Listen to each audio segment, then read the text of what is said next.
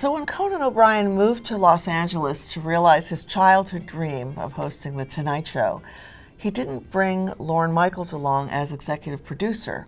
Lorne had produced his late night show in New York, but was not producing The Tonight Show. And there's a lot of theories about why he didn't. Where's your letterman? For Dave right here. Yeah.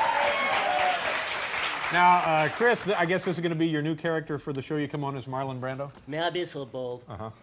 So when David Letterman left NBC and NBC needed to hire somebody to take over late night, they saw Lorne as their resident comedy kingmaker, and they said, okay, Lorne Michaels, you figure out who the next guy is, who's going to replace Letterman. How you doing? I'm all right.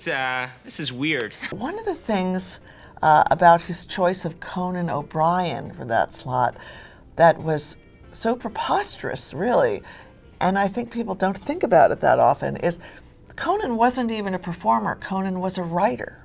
So it's completely consistent with another plank of Lorne's program, which is to exalt the writer. You know, the writer is king at SNL. A lot of people don't realize that, but Lorne got into producing because his own writing was always being fucked over by producers. It's all about preserving the comedy writer's words. So the idea that you take a guy who's, you know, done a couple bit parts on SNL. Hey, watch out, Mr. Hanks. This horse bites everyone. Oh, no he doesn't. He's a great horse.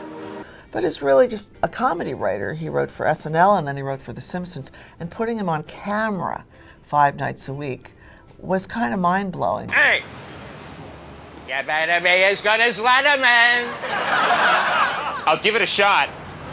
He knew that Conan was always the funniest and one of the smartest people in the room, and was always cracking everybody up, even though, you know, he wasn't a member of the cast.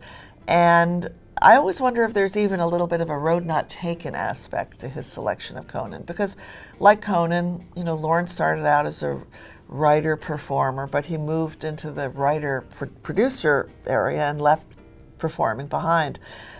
So it was a real leap of faith to bring Conan on, and Conan to this day is hugely grateful. He knows that nothing really would have happened for him if Lorne Michaels hadn't one day just said, you. Lorne was the executive producer of Conan's late night show, and when X years later, I think it was at 9, Conan then moved to become the host of The Tonight Show, things didn't go as smoothly. A part of that was this very strange arrangement that NBC had made.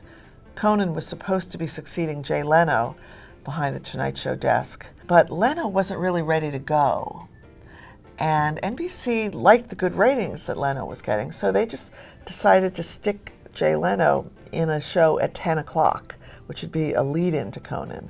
It was very strange. It was kind of like the network wanting to have 2 wives or something. It was uncomfortable for Conan. And eventually they decided to put Jay on even later, which would bump Conan's Tonight Show into a later, stranger time slot. And this became, believe it or not, almost kind of like a culture war. It seems ridiculous to think about it now. And in the end, Conan had to leave, and they gave Jay The Tonight Show again. But if I know you, Conan O'Brien, miserable failure is not an option. The Conan people say that NBC was the one who said, no, you don't need Lorne to executive produce this show. You're on the West Coast, he's on the East Coast. You know, people in Lorne's camp thought it was strange, thought that you want to keep the guy close who was there for you in the beginning, who could run interference, who was very powerful with the network. They thought that was odd. It's impossible to know how exactly Lorne felt about it, because it's not the kind of thing he would ever comment directly on.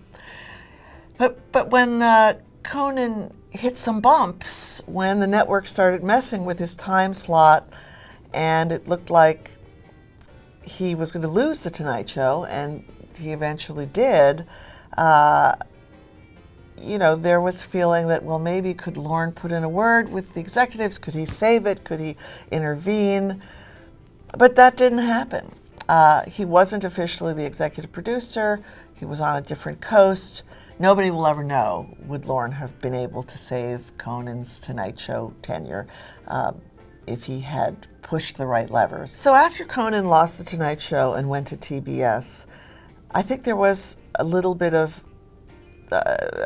if not frosty, just at least uncomfortable feeling between the two of them, which I think was, I'm assuming was a very painful time for both of them, because they were very close. And obviously everything is fine now. We saw Conan coming back to the show doing a really funny bit in a Five Timers cold opening not long ago, and it looks like he's back on the team. Somebody say not special. Conan, what are you doing here? I'm just here to sign up for Peacock. It's weird they make you do it in person. Lorne lost his father suddenly when he was 14.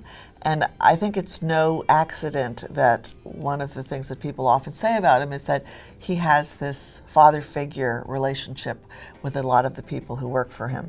He's all his life been wanting to build a family, to build a tribe. And one of the things that he's done with SNL and its various offshoots and alums is he's kind of built a culture. It's like a big sandbox that everybody can play in. You know, Tina Fey talks about coming back to 8H and feeling like you're in your mom's kitchen, you know, in a break from college. I mean, it really is like old home week when people return there.